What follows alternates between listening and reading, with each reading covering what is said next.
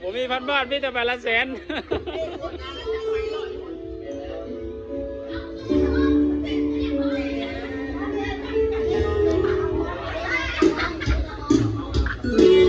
กินเหล้าแล้วจึงโทรหาให้มาเป็นเพื่อนแก้เหงาบ่มีดีกินคือสิบ่คิดโทษเอาก็ว่าบ่ได้หูทันจำจึงคิดโทษโทรมาโลดดอกเบาบ่ยอมวางหูเอิ้นมาอดหูให้เขาอยู่ในวงเราเคยคำหักสักหลายต้นน้องมาเป็นสุดขนาดสาวใส่ตาดีเจ้าทุกสวยโสพีถึงที่เขาลือเขาสาผู้สาวกินได้ให้ไกลก็น้ำมายังหายแม่ดวงตาต้องทำเขาคืนเขาขาสาวงามงามไอ้บ่ลืมบ้านเหมือนยังไอ้คำวันไม่สุดการที่ไหนขอกลับไว้ตัวบ้านโอ้ยช่วยตายช่วยเปิดตาให้ลืมความรักทำมันเข้าหัวที่น้องสาวที่หัวหนาวพระตัวไม่นอนสาวบ้านเขาสาลือกันต้องฟ้า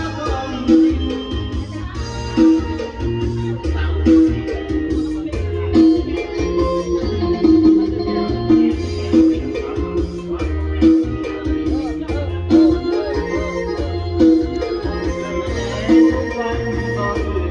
แม่จะได้ไม่ให้เหนื่อยตาแน่เนื้อจุ่มนอนฟัง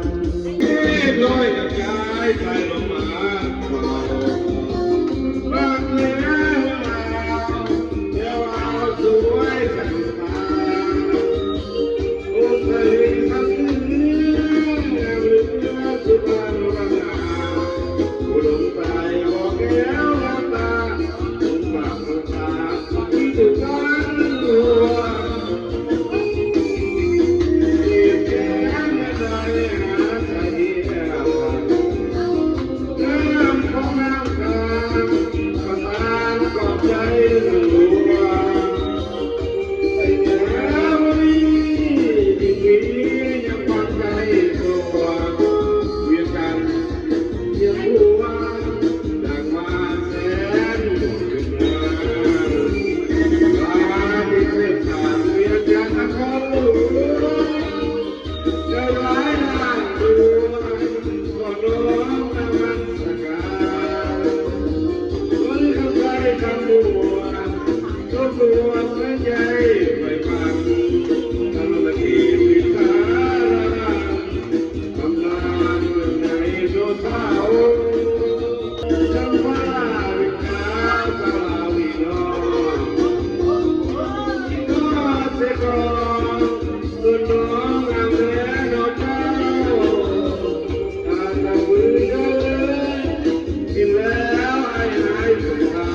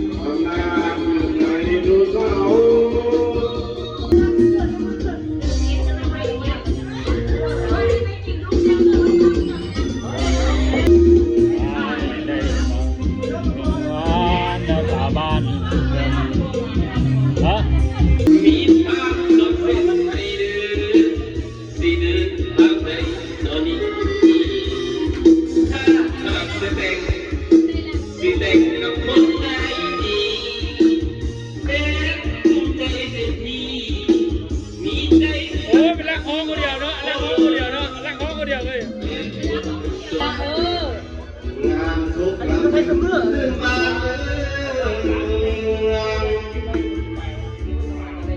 ให้จนเป็นบางคอยตั้งแต่พบน้องมือนั้นเจออ้อม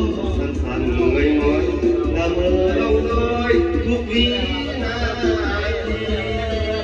ฟังลำพับหนึ่งอายโอ้บาปพอลืมหาพอลืมยามดื่มสุราขอใจสาวเมืองโพนทอง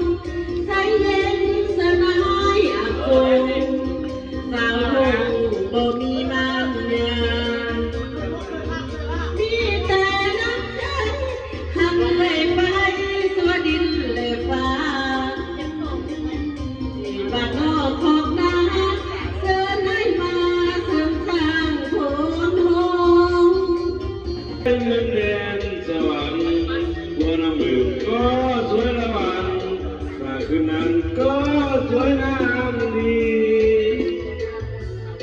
ไปได้ไปมาจนออกปอดว่าสุขใจ